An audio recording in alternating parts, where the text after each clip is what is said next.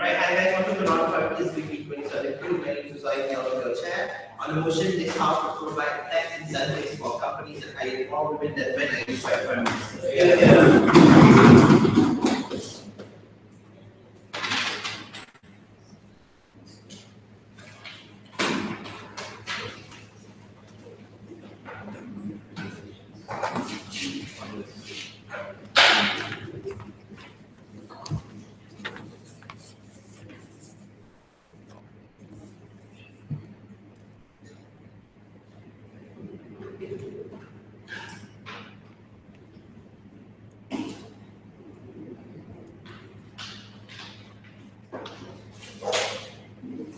When in many industries that are predominantly men and have entrenched stereotypes that women can't fit into that industry or within that job, we think it's high time that we provided some form of incentive for corporations and companies to take in more women and balance out the gender ratios within these jobs.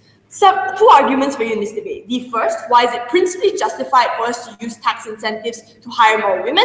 And the second, on why this is the most effective way to break barriers of gender discrimination in the workforce. But before that, several levels of mechanisms. So firstly, we think the problem exists where women aren't given the avenue to be able to prove themselves within industries such as architecture, engineering, in jobs that are predominantly men and are predominantly perceived to be only men are able to succeed in. But secondly, here's our mechanism. So firstly, we'll have companies pay less taxes, the point at which they hire more women. But secondly, no thank you. We'll also have, like, companies can also hire women based on merit in terms of how good a woman is and how compatible she is with that job. But who are the types of women that exist within society that are disadvantaged by the world that opposition lives in? So number one, these are women that are extremely good and passionate about their work, but they aren't given the equal opportunities and avenues to be able to prove themselves worthy of that job. But secondly, these are also women that lack opportunities from the start to be able to enter in these kinds of jobs or industries. But on to the first argument in this debate, why is it principally justified to use tax incentives to balance out gender ratios? So firstly, when do we give tax incentives to corporations or businesses? This is when we see a social good that a corporation is doing, or when and we think this is the same metric that we use in this debate, where we see women being disenfranchised in many job opportunities. They aren't given the equal amount of screening when it comes to choosing people to go back to get a call back for their interview in the first place. But secondly, why is the society now disproportionate? When we see that women aren't given the same amount of chances to prove themselves within these corporations itself compared to a man, we think a corporation is more likely to hire a man in the first place, and we think it's high time we change that kind of structure that exists. But secondly, what does society look like? So it's one that looks down on women because they think maternity leave is an extra that they shouldn't be wanting to pay with. We think having a tax incentive balances out the mentality in which a corporation has, because they think that because they no longer have to spend so much of money on taxes, they don't lose as much of money on women anyway. But secondly, the best part of this is this: when we normalize the idea that maternity leave is something that women should deserve, and we normalize the idea of seeing women emerge successful out of predominantly men courses or jobs. So how do women look at their jobs now? This is when they are constantly disencouraged to take up certain courses within university themselves because they see no outcome to it, because they can't get a job. Here's how we change that structure in the first place, because in university, you're no longer disadvantaged or swaying more towards taking a art subject or fashion because they feel like they can emerge out of an architecture job or they can become an engineer in the first place. This is when women choose what they are passionate about within university courses, and they aren't coerced to take up certain courses. No thank you. And here's where we prove this. Why is it the most effective way to break barriers of gender discrimination in the workforce? Because oftentimes, what do opportunities look like? This is when you get a call back for an interview, when you are compared equally to your the man counterpart who wants that job or who applied to that job in the first place. But before that, sure. Why is it that you're supporting hiring more women than men instead of an equal amount of men?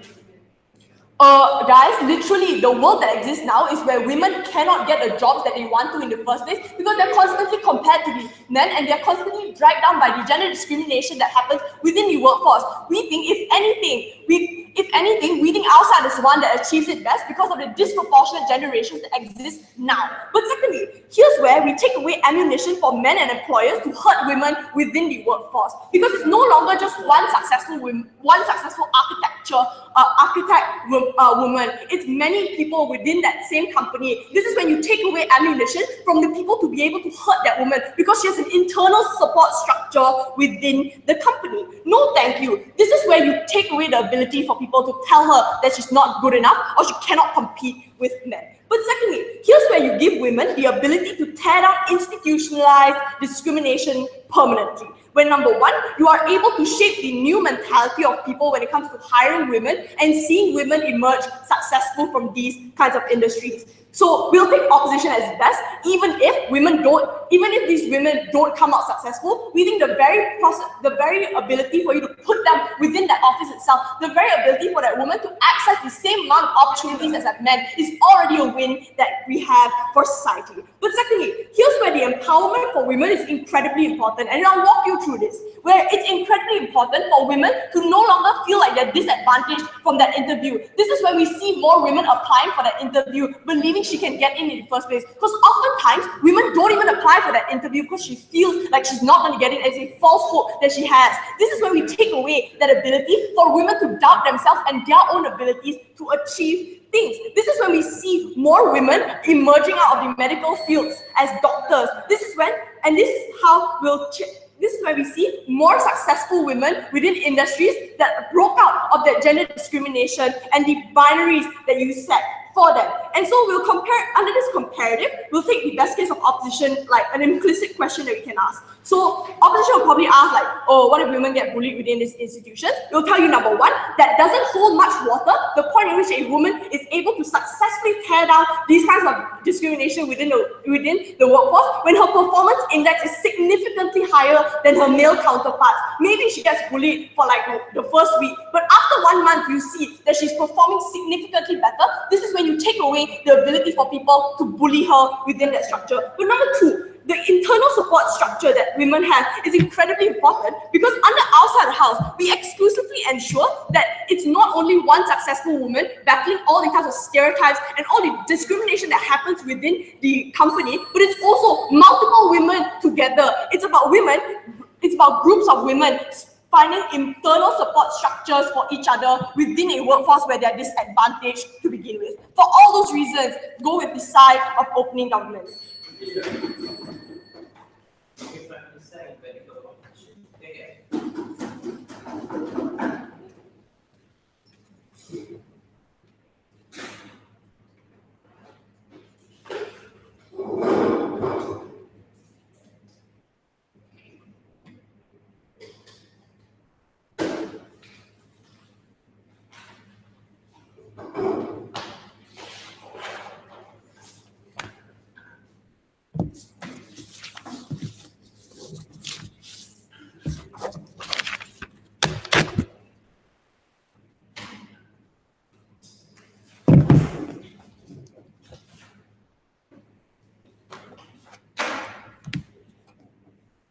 I know we don't speak for all women, but side opening opposition believes that through powerful empowerment, we have to understand that tax incentives or the requirement for you to hire more women in order for you to get a tax break for your corporation is the last thing you do in terms of empowering women. Because our stance coming from side opening opposition is very simple.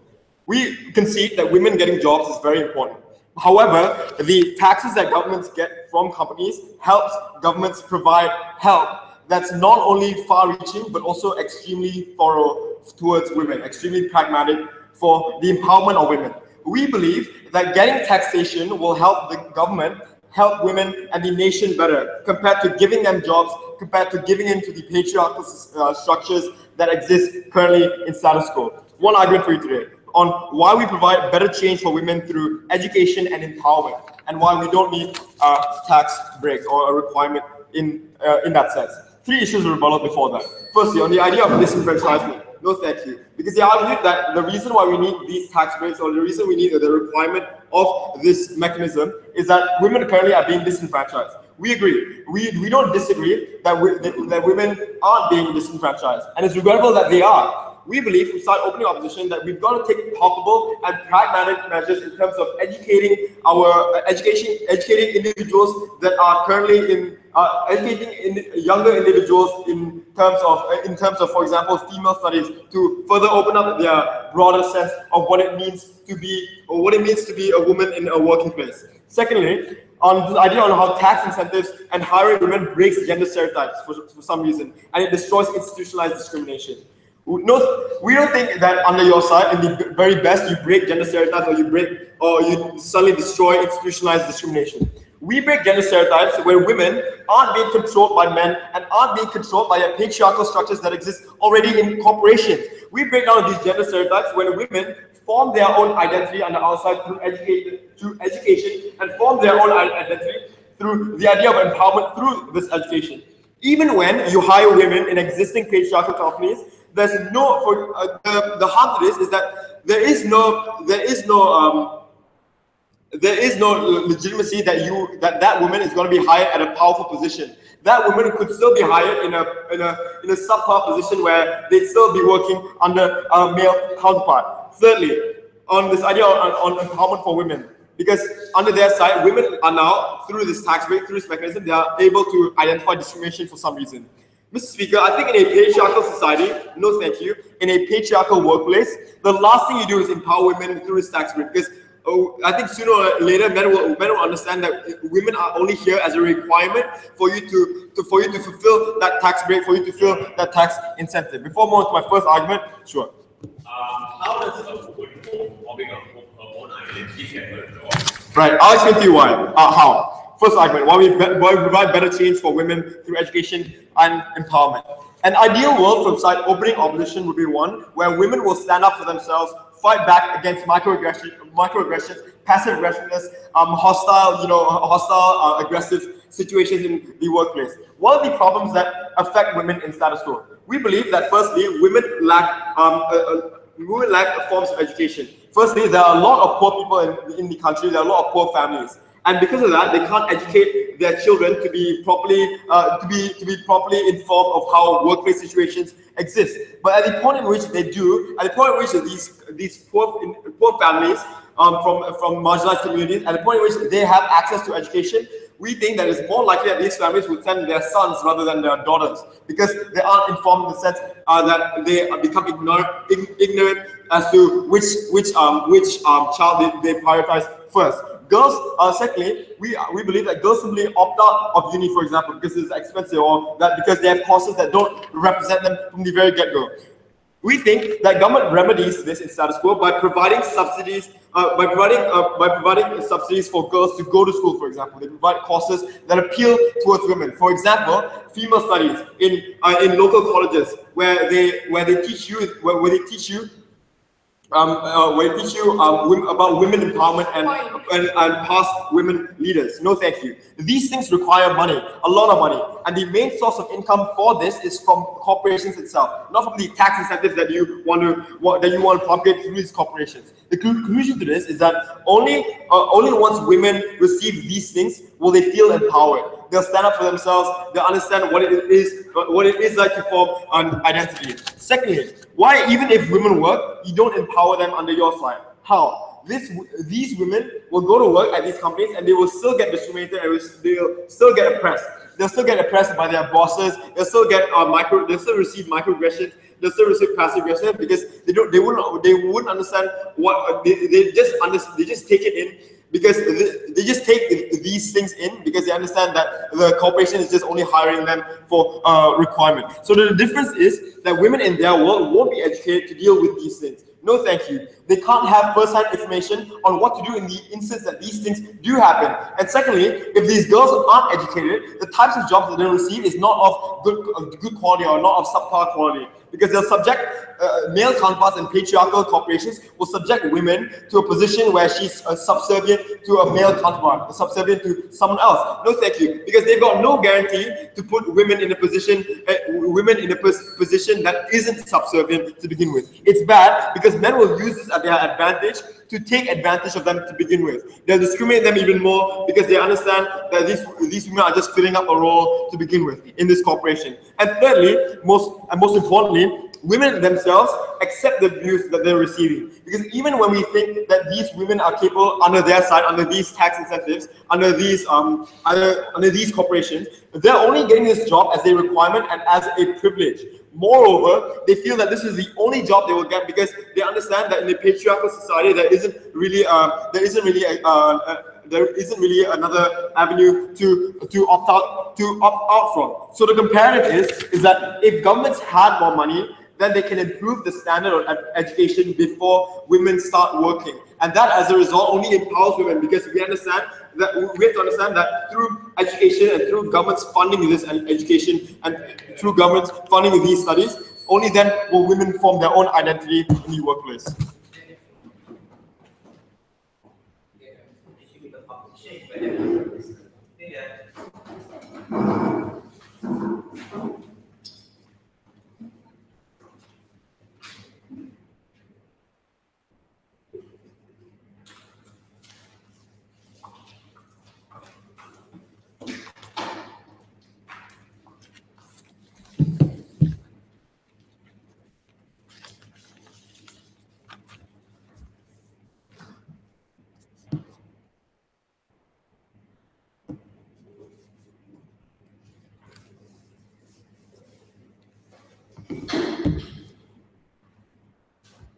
Discrimination and inequality against women has gotten so pernicious to a point that it's really difficult to change. The only way the government can possibly solve this issue is if we force companies to hire these women and place an external pressure on them, because these companies will never be willing to naturally hire these women. But B, if we empower women and make them doubt themselves less, so they'll be more willing to take up these jobs. I have one argument for you today, that is how you empower these women and why it's so important. But before that, a few rebuttals. So the side of opposition said that the best way to deal with discrimination against women was education. The first thing we will say is that this isn't mutually exclusive. We can do this as well.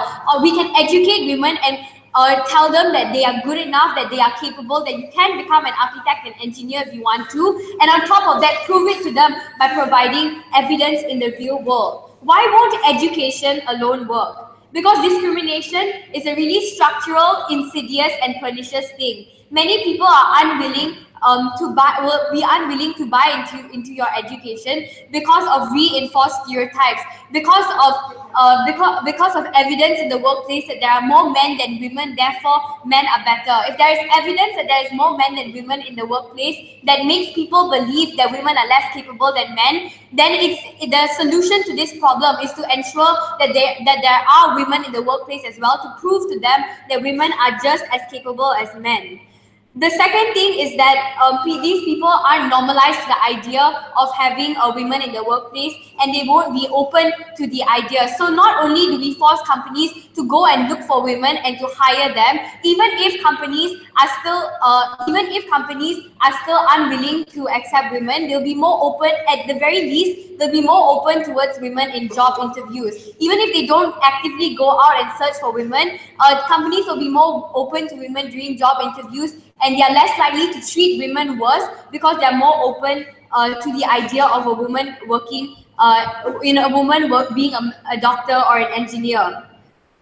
Even if we can't prove that she will be hired at a really high position, we think that's completely fine, because the comparative is this woman not being hired at all. Even if in their very worst case, if women face discrimination and she gets the worst job, her just being there helps to empower the entire female community. This woman can work her way up and prove to people that she is capable through her successes, through increasing the ranks of on the performance index, through changing statistics, through more women being there. Under the benefit that our side can provide that your side doesn't is the solid evidence that women are just as capable as men, and this is the only thing that will help to fight discrimination and break stereotypes. But the second thing is that this is unlikely to be true. Corporations take the amount of money they have really seriously, and when we provide to them with an incentive, this means they'll be more willing to hire as many women as possible in order to get the best benefits out of their company. But if you think a woman gets treated badly in a company, she gets treated way worse in real life when she doesn't get employed. Because let's compare the life of a woman under the side of government and opposition. So although on the side of government she may get treated badly, at least she has a job, at least she gets money, at least she can survive by herself. She's an independent person that does not have to depend on a man. She's way more than just a look. She's actually capable of carrying herself. Under the side of opposition, these women will never be able to feel like they can do it. Even if women face discrimination, at the very least we make them feel like they can do something and be in control of their lives.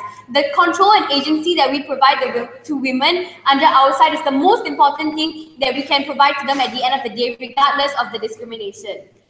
Now, onto my argument, how you empower these women. The reason why there aren't many women in the workforce is, number one, like my Prime Minister told you, because men are unwilling to hire them because they feel less capable. But the second thing is because these women naturally doubt themselves. They fear the discrimination that they face, and they aren't normalized to the idea of them being capable of working simply because there aren't many women in this field. The side of opposition perpetuates these stereotypes to the point in which they don't choose to do anything about it. The reason women don't go for job interviews and don't seek out jobs even if they enjoy it or feel capable of doing so is because they don't believe in themselves.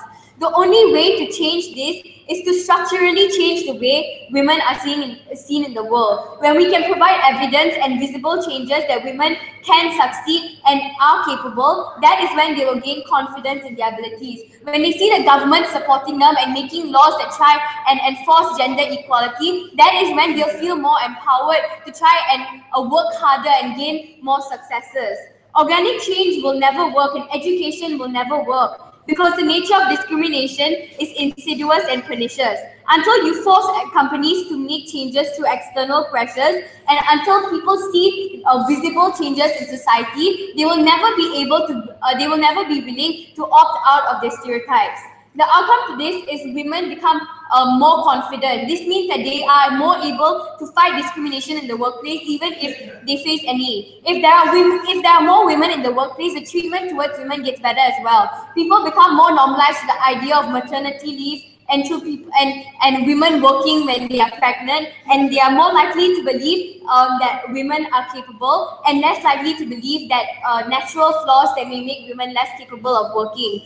A lot of times in society, people don't believe that women can do as well because they aren't strong enough, because they have to face things like pregnancy and everything. But when we become normalized to the idea of women having these things, we are more willing to accept them. But B, when we empower women, they are more able to fight these changes and be more confident in they are able to be more confident in their abilities. We can prove to people that women are still capable even if they aren't as physically strong as men, and that is how we improve gender equality in our society today. The comparative is, under the side of opposition, they will forever be stuck in a cycle where women will never be able to be given an opportunity to be seen as people who are capable as men. Under the side of government, we give women an opportunity. Regardless of whether or not it's successful, this opportunity is the most important thing at the end of the day. Thank you, Deputy Prime Minister. Now you are Deputy Leader for KDU.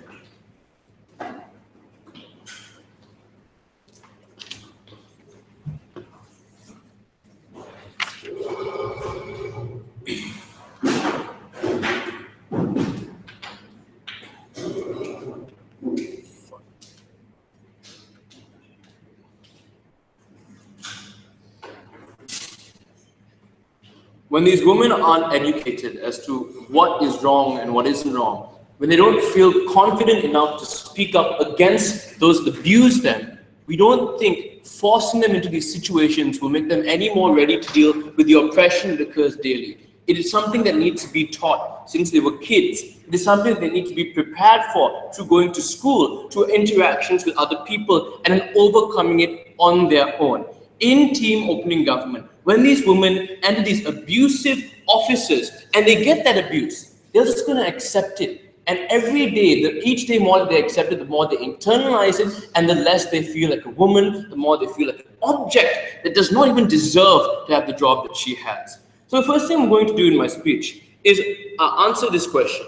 Do you create independent women in the team of government? The first thing I need to clarify is education isn't mutually exclusive to team government. Here's why. These ginormous corporations that are going to accept your tax breaks give a lot of money back to the state through the amount, like the number of things that they do. No, thank you. The reason why this money is good is because corporations making money isn't good as so far as we can't use the money that they make for the people. McDonald's doesn't save the country. The taxes we get from McDonald's allows us to give more money back into welfare. Once we have more money from them, then that means we have more subsidies. Then it means we have more programs where we enter rural areas and talk to these little girls, where we see their parents and tell them that they shouldn't be patriarchal, they shouldn't be dicks. We can only do that when we have more money because that gives us more reach. No, thank you. So that isn't mutually exclusive. So what is the world that opening government lives in that they weren't willing to engage with? They live in a world where the women we're talking about currently do not get the jobs or simply don't apply for the jobs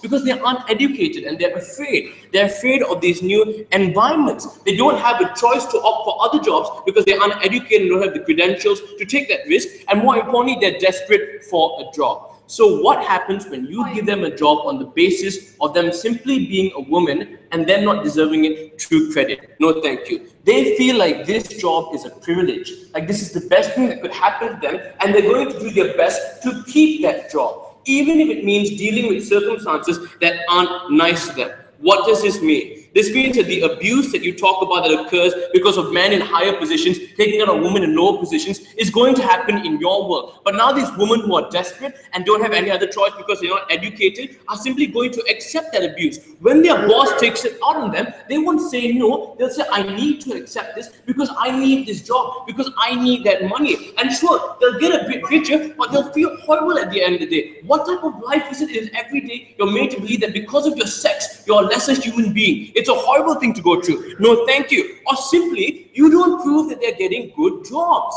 Just because they're forced to take these jobs doesn't mean that I can't put you as a clerk. I can't make you my assistant. I can't give you a lowly or low-paying job because I don't have any mandate from you that says I need to make you the CEO. So any stereotype that you had before, that these women are simply assistants, that these women don't play that big a role in the company, is going to happen more in your world anyways, because these people are still going to do that and they have no incentive to change. They just have to hire women. They don't have to make sure the women have a good time in that company. So you're not proving that you're really changing up the market as much as you said you were. So sure, they feel independent, but it's the worst life they could have ever. No, thank you. And more importantly, they feel less empowered.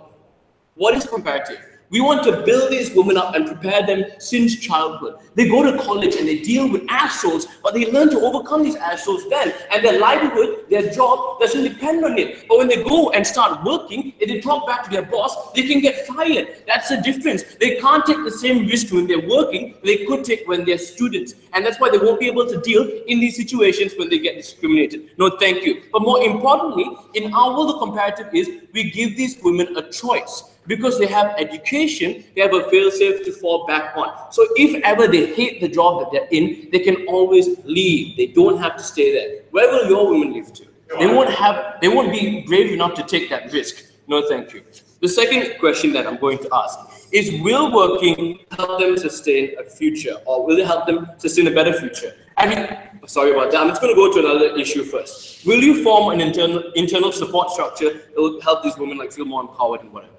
No, we don't think you will. Here's why. Because as I've spent a lot of time saying, women in your world don't care more about women, they care more about their job. So this means that they're not going to feel entitled to help their other women co-workers. They're going to feel entitled to make their boss feel better about himself. So when their boss is being not that nice towards other women in that working field, they're not going to stand up for the woman. Instead, they're also going to discriminate that woman as well because they want the job. So they want to do as many favors as they can to keep that privilege. What do you do then in your work? You do the exact opposite of what you promised. You break up the unison or the collision between these women and you turn them against each other, which is so much more worse for the feminist movement because now these women don't care about any other women there. They care about themselves, and you make caring about themselves the only way they can keep the job, the only way they can survive. But here's the worst part of it all.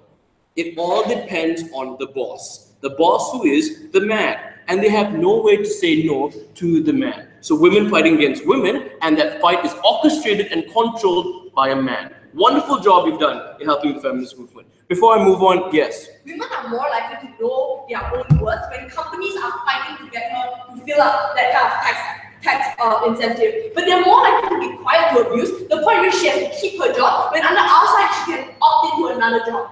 No, so companies aren't exactly fighting together. Companies will just say, yeah, sure, you're giving me a woman, I'll take her, I'll get that lower tax, and then I'll put her in a lower paying position. These companies don't feel entitled to the woman. They just appreciate the fact that she's there to lessen the burden. And because they don't value her that much, she isn't that big of an asset to the company. We don't need her. If you take her away, fine. We just will continue being dicks to women. If you don't take her away, fine. I'll just get a lesser tax. I'm not going to be nicer to her anyways. So finally, what if there's that one woman that does really deserve the job? She doesn't need an education. She came from a good family, and she doesn't need what we are trying to provide in team government. That's one woman, and we think that she was very privileged in your sense. She came from a good family. She had all the right background. But we're not trying to fight for the one woman who's educated and ready to compete. We're trying to fight for the rest of Malaysia or the rest of the other women who come from bad families, who don't have the same opportunity and the same privilege to go to similar structures and have similar ways that make them feel ready and confident about themselves. We want to help the uneducated women, not the already educated women.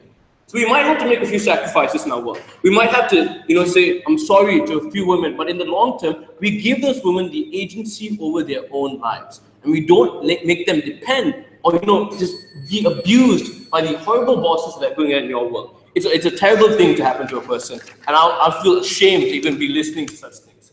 Thank you.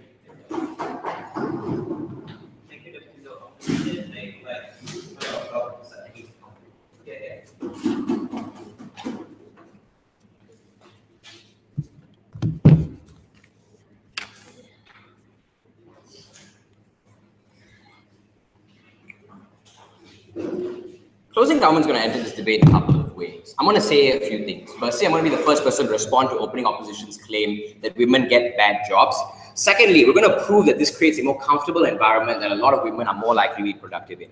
What did opening opposition say? Opening opposition says three things. One, they say tax equals education. I think this is really fair. In truth, I will even go as far as the extent of saying that their reach has more visual aids, has more visual campaigns, that is more likely to be able to reach out to women. They have all the education they want. I agree we have a lack of it. The problem here is twofold. Firstly, OG already tells you that culture is a barrier that won't be moved by education. You can't convince parents that women will be hired. You can't convince women themselves that they'll find a place in this workforce. And in the inability to do so, you won't inspire anyone. In fact, I think media is more able to sensationalize statistics of women being successful in comparison to your education. That has a higher gravitational pull on more women being hired. But the second thing the second reason why this is flawed is that education is a logic that stops there. It doesn't deal with insidious discrimination. An educated woman who knows her rights isn't able to prove that they didn't get that job out of merit because it's all in the minds of the employer.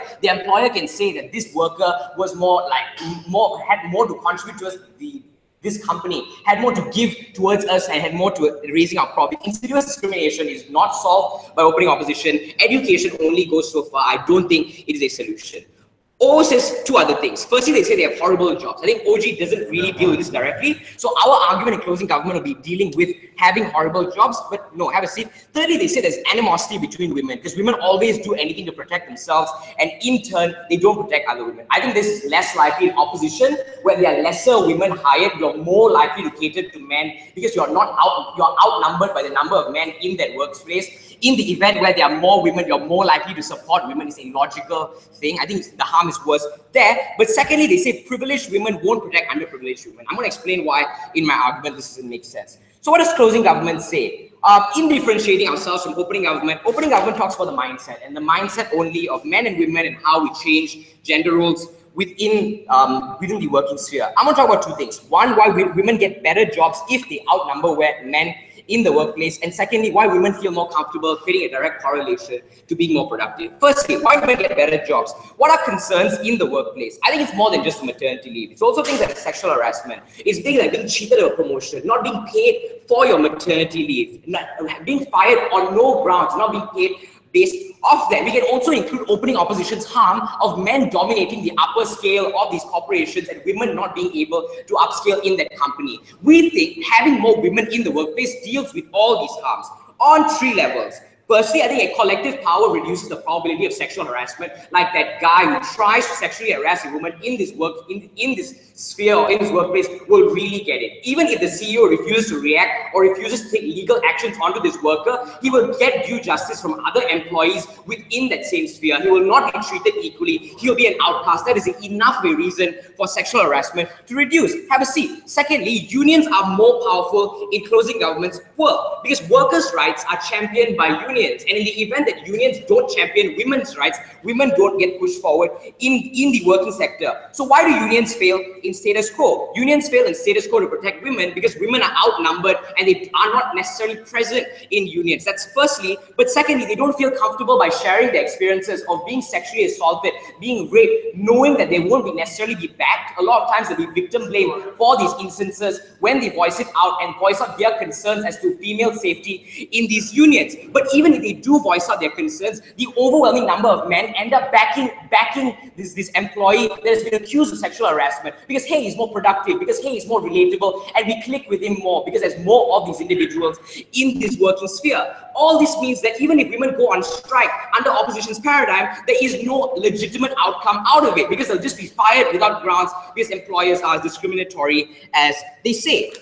Show opening. We totally support a women's strike to financially empower themselves. However, how will this woman be able to speak up against abuse on leave when they can't afford another job if you lack of? I just said it. They'll be in the work in these unions. Okay, what is the outcome of a union? Union becomes stronger. That's when it makes a difference. If we make more than 50% of a company, if all the women choose to stop working for one day, the productivity of that company goes down by a mile, and CEOs aren't able to take the hit. Male employees aren't able to take the hit, and on these grounds alone, discrimination by employers becomes much harder. We can question this employer now when he refuses to take legal action to protect this idealistic employee who is male. We can question employers and take action on it by going on strike if they refuse to have a seat, if they refuse to give promotions to women instead of by giving promotions to men. Even if, and this is why I directly respond to opening opposition. Opening opposition says somehow the 1% or the top 5% of the company will be male. Even if they treat women horribly, we can take action on it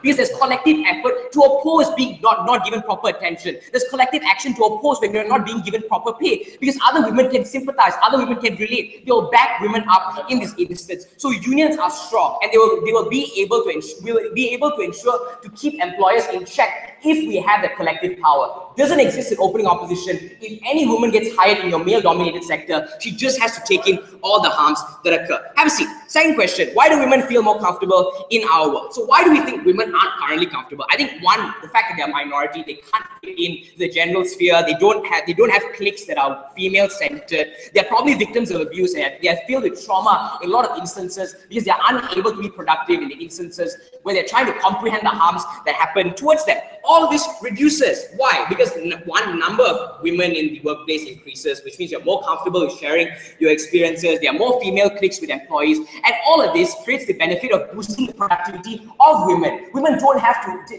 take a leave on work because they're filled with trauma, because they can't talk to other people. They don't have to be less productive because they don't feel like they fit into the workplace. All of that becomes lesser in closing government, the point at which we create a comprehensive and conducive environment for women. And this is where I respond to opening opposition as well, because they told us women don't help other women because they choose to protect themselves. In the instance where women outnumber men, they will help disenfranchised women, women who are poorer, women who don't have the same resource, the same access, they will stand up for them because they know there is a fighting chance in standing up for them, in protecting women that are poorer, in protecting women that aren't being treated better. So in conclusion, women have a better comfort zone in these areas, which creates a direct correlation to being more comfortable as well as productive, but at the same time, we can take action against insidious discrimination. Because it might be in their minds, but once we are convinced that they are treating us unfairly, we can just stop working.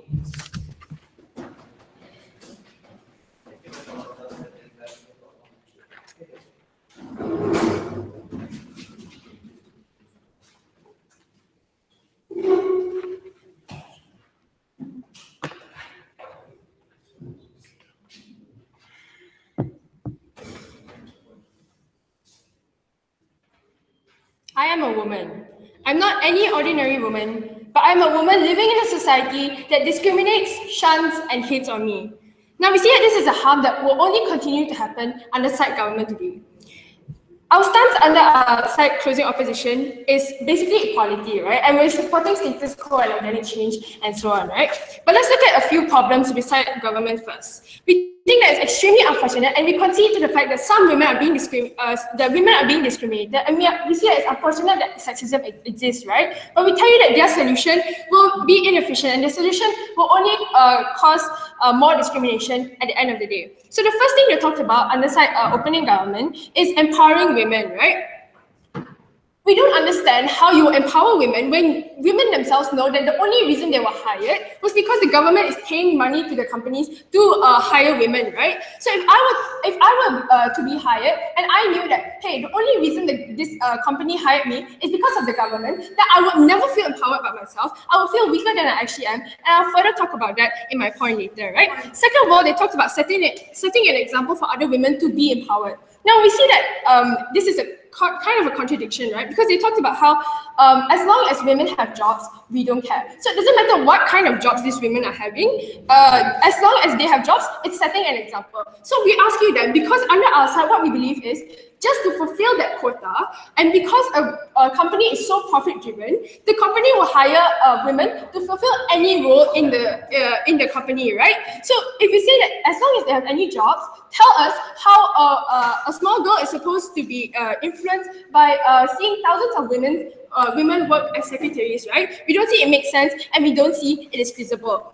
Lastly, they talked about how education will never work. We tell you the core of the problem and why sexism exists in the first place is because of the mindsets of bigots, right? The reason they think is what is causing this problem in the first place. And we tell you that the only side that's solving this and actually tackling the core of the problem is side opposition, the opposition bands, right? And they never told us how they'll solve equality or how they will garner acceptance under their side. So we don't understand how women are being accepted because you're forcing acceptance, and it will never work under my 2 points today, right? So when moving on to my points, opening opposition talked about talked about the individual women and the benefits of them. But what we're going to do under side closing opposition is to talk about the general community of women. And they also talked about education. But we believe that there are 2 more points that are more important in today's debate, right? First of all, on the stereotypes encouraged, and second of all, on discrimination. Before I move on, Yash. So women are being educated about once they victims of sexual harassment in a male-dominated company.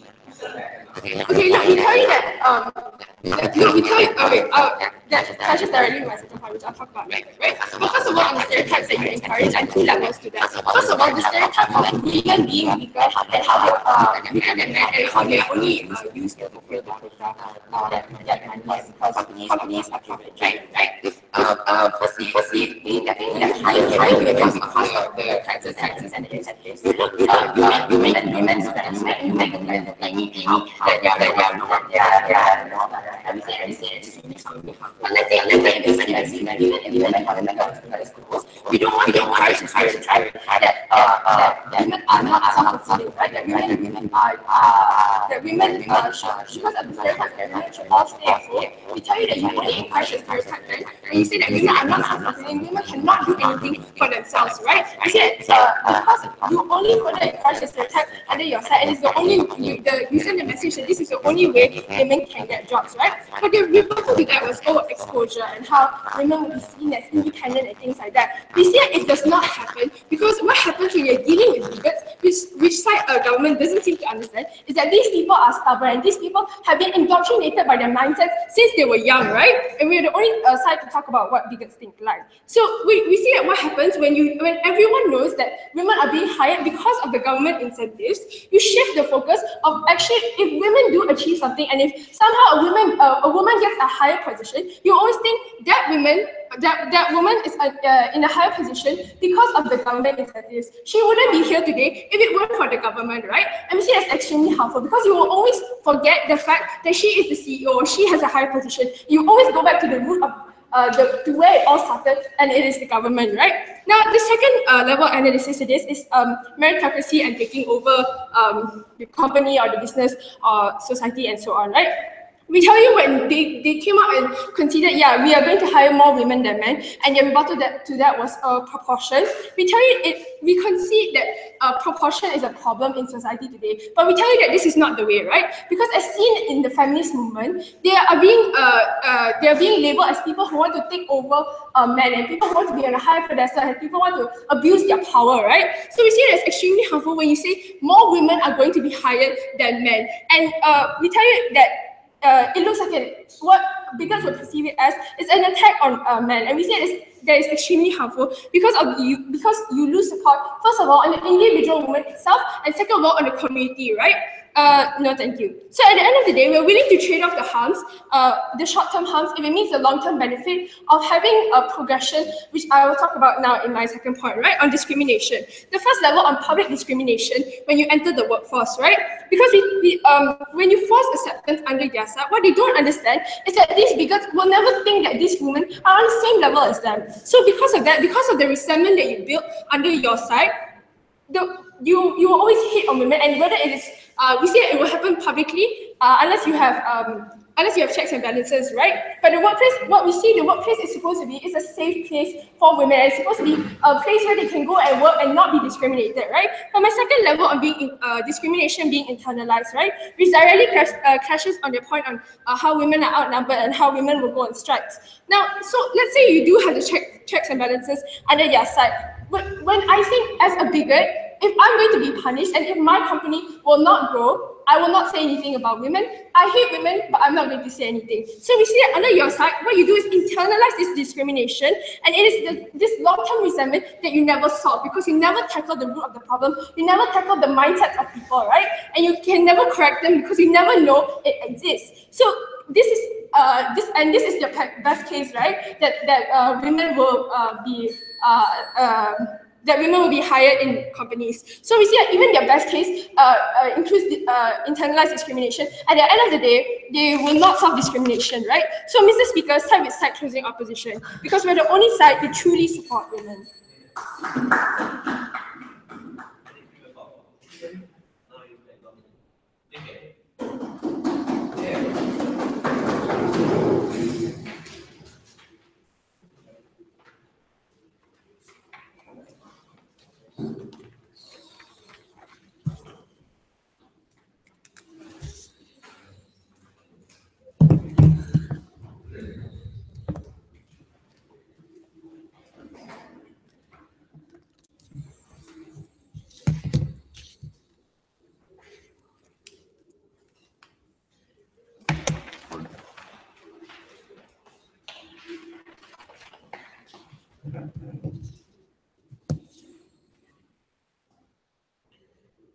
I'm sorry, but sexism cannot simply be defeated by telling women that they are great. I think it is a much bigger picture that we need to tend to, a much bigger picture than education in general. What will I do in my speech? I will answer many questions in responding to both sides of government, and in doing so, I will tell you how we contributed to these issues and solve these issues at the end of the day.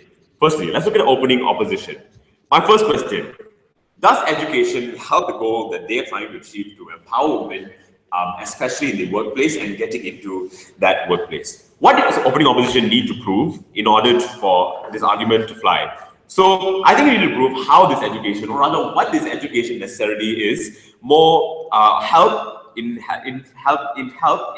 making women feel empowered in general and specifically in the workplace. So they didn't really tell us what this education was, how specifically it helped in, it could help in empowering women, empowering their mindsets, changing their mindsets about individuals in the workplace. No, thank you. They also need to tell us what impact this education could bring in comparison to actual experience and opportunity they get in an actual workplace, and what individuals necessarily face within that workplace. Other than that, they need to prove, and most importantly, will these individuals actually get a job once they actually feel empowered? And even if they get a job, why would this empowerment reduce discrimination, reduce the amount of sexism that these individuals go through within the workplace? Essentially, under opening opposition's case, sexism will always occur. Sexism will always occur, and what's worse is that this is an individual that will go through it alone or in a minority within that company. Sure. For a woman that's poor, afraid of losing her job, why would openly voicing out in a union, which will literally go on strike for months without pay, seem like a good choice for her? Okay, so to describe for them to go on a strike on months without pay is horrendous, because we already described to you the leverage women have because of their strength in numbers. Because of their leverage, unions are stronger and they can demand for much more, and that demand holds water because women are the crux of the productivity and the efficiency of that company. So that's why unions will work. Even if you are a poor woman who is in that, even if you are a poor woman in that union, this poor woman is better off within the union than she ever is under the side of opposition. So essentially, how do we help this goal in fostering empowerment as well as deconstructing sexism within the workplace? No, thank you. Firstly, we have unions. So this is the largest amount of leverage that we can have against patriarchy within companies, sexism within companies. So we can demand for maternal leave, we can demand for more anti-discrimination laws within companies, and is necessarily companies are forced to abide to what women want, because women make up that workforce, make up the profit that these companies will gain, and that's very important and this leverage is very important to recognize. No, thank you. Secondly, we have comfort, and I think this is very important because this is where the impact of sexism that both sides of opposition already considered to always existing, will be cushioned under our side in comparison to education and cushioning the impact of sexism. Why? Because this is when a woman knows when she was always in the most comfortable, it was always in the right position from the beginning, right? Because since there are more number of women in the workplace, this woman feels more comfortable. She doesn't feel in a position that wasn't meant for her due to them being more number of men. So numbers do matter in providing for this comfort that individuals need to gain that self-empowerment in general. I don't think that self-empowerment comes easy when this individual faces sexism alone or in a minority within that company in comparison to facing it in numbers. Thirdly, we have employment in general, which is so much better considering the sexism and everything that happens to every form of bigotry that happens to women in status quo. So we have so much more employment under our side in comparison to some women getting employed under their side. No, thank you. Why is all of this important? Because these are exact factors to why women are disenfranchised and discriminated at their workplace, and these are all issues that we need to attend to. Issues like not having enough power, not having enough comfort, and we can solve these issues with unions and having more comfort in numbers. And closing government adheres to that by having more comfort, providing for the providing for the empowerment of individuals in general. So our comparative is better. Before I move on, currently in China, there are hundreds of thousands of women employed in factories where they slave tirelessly. They do not rise up because they are in positions where they do not have power against the males who dominate them. When you do not break this power dominance of the males, how are you supposed to break the patriarchy? Okay, so it's literally Kishan's argument about unions having more numbers in general I think that's a very exclusive example in general. I think in many developed countries, many developing countries as well, if you have more women in numbers, you can foster for unions, you can foster for your demands and what you want. No, thank you. Closing, let's look at closing opposition very quickly.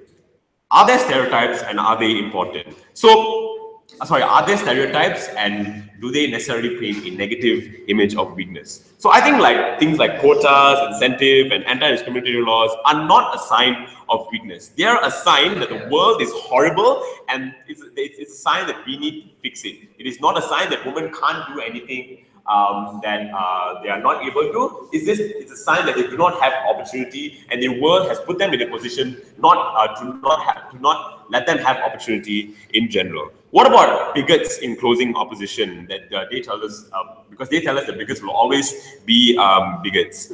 Our side has actual leverage to change those stereotypes.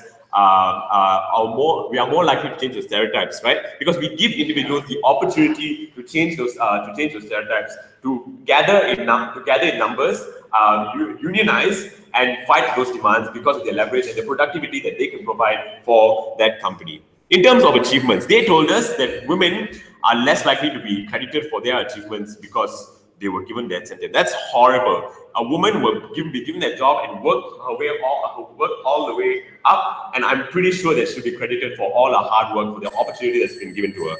Even if we can't change bigots, I think we can fight them as much and as best as we can under closing government.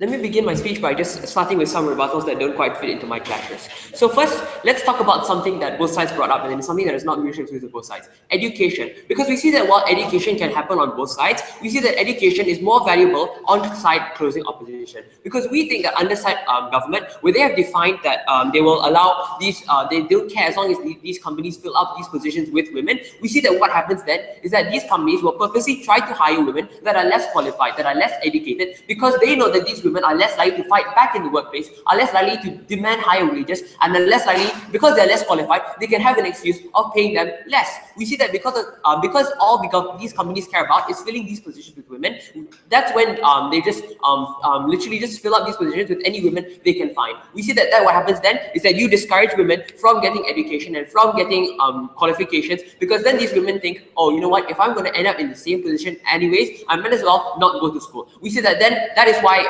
education is harder on your side. Next, let's move on to collective action. And I'll specify in my clashes, but collective action cannot happen when women internalize discrimination against them. As long as women remain in positions where they are still inferior to men, and as long as they are seen as not being able to be promoted above the men, and as long as they are in positions of where they are still underneath the power of men, even if they have more power in numbers, that does not necessarily mean that they are willing to rise up against the patriarchy. We see that because this is why collective action does not happen on your side. Okay, first clash: who has more women in higher positions? Because we see that when you encourage, when you mandate companies to try and put more women in positions than hire more women than men, we see that the perception then of women changes, because then now women are perceived as being weaker than men and as actually needing the government's help. Women are seen as not being able to advance on their own, and are seen as lack of independence. When women have all these negative stereotypes reinforced about them, we see that it's much harder for these women to be promoted to higher positions. And we see that when companies literally only want to fill these positions just to get the tax rate, and they literally will just hire any women they can find, we see that it now becomes even more harder to try and hire women that can actually rise to these positions. So you do not get women in high positions, you do not get women in position of power, you instead get lots of secretaries, lots of factory workers, but nothing ever changes, and you do not fight the patriarchy. Next, let's see, in whose world do women feel safer in? Because under their side, they talked about collective action, and they talked about labor strikes, but we see that under all these points fall, because again, we never address our point about internalized discrimination, because these women will still feel like they are in because these women obviously know that they are being hired only for diversity. They know that the companies are only hiring them to get a tax break, because we see that these women, when these women feel this, and when these women realize this, then we see that what happens then is that these women are not going to be able, and when they don't have any role model in women of high position of power, they will not want to fight back because they simply internalize discrimination that happens to them. Before I move on to my next clash, closing. So OG tells you that women are inspired. We tell you that perception doesn't matter as long as they're getting hired in any circumstance. So why is this perception in any way important if you guys can't prove to us that you don't have more women working? We see that perception is always important because the numbers do not necessarily matter, because we do not want, just because you have more women working doesn't mean that you achieve more equality. That's not how it works. We see that because OG failed to specify any specification as to where the women would be working or what conditions they would have these companies to fill where these women working, how much they were being paid. We see that even if you have more women working, the consequence of that and the cost of that is that when you have more women working, my previous speaker already talked about how bigots will see that as an attack on men, and we will see it as and that that makes me move on to my comparatives. So let's say worst case and best case scenario, because under let's take your best case scenario, because even in your best case scenario where you magically have all these women just suddenly come and suddenly women are actually in the majority of positions, we see that then what happens then is that the internalized discrimination will still happen with men, because men will still see these women as only getting these jobs because of diversity, and men will still see these women as only getting these jobs because they were forced to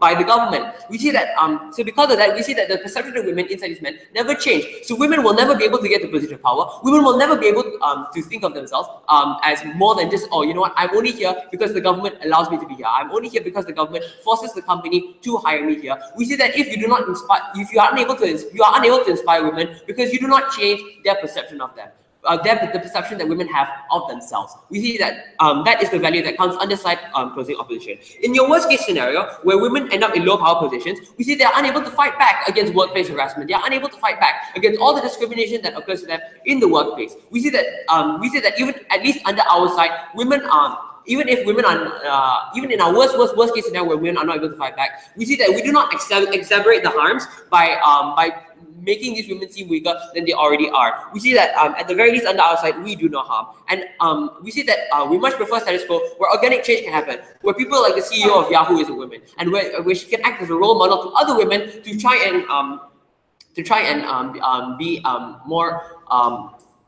be more active in the workplace. We see that having people like feminists come up and say, you know what, women, you should challenge workplace discrimination, you should challenge the patriarchy in the workplace. We see that that is much more valuable than simply having women just fill up spaces and do nothing else. We see that under our side, where at the very least we are able to get women to high positions, we are able to inspire women, and we are able to change the perception of women rather than making the perception of women even worse than it already is now.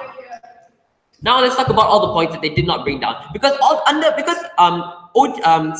also did not bring up about how CG did not tell us how they bring down our point about why women will still be seen as needing help. Because women, no matter what, under both sides, women will always be seen as needing help. We do not see, because CG did not bring this down, and because this still applies, we see that the negative stereotypes that they try to break never get broken, because women always will still be perceived as needing help.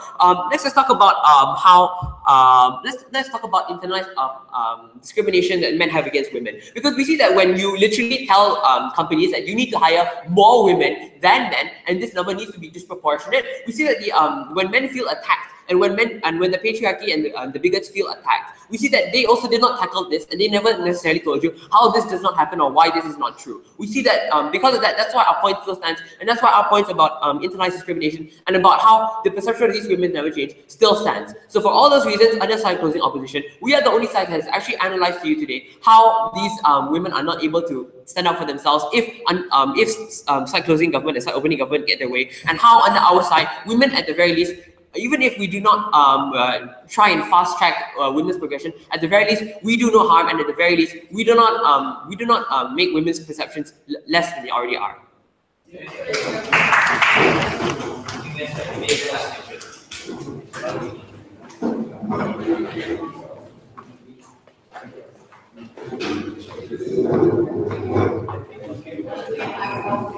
Well done, man.